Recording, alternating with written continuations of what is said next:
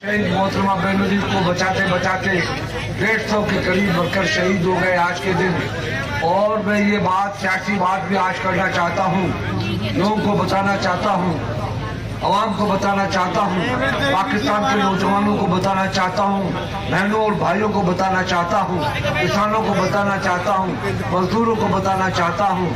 और मैं अपने पाकिस्तान के हालात से गुजर के सिर्फ आपकी जंग की है। हमने अपनी लीडरों की शहादतें कबूल की है, मगर सिर्फ इसलिए नहीं कि हमें इक़्तिदार चाहिए। इक़्तिदार तो हमारे घर की रोटी है, हमें कोई ज़रूरत नहीं है इक़्तिदार की।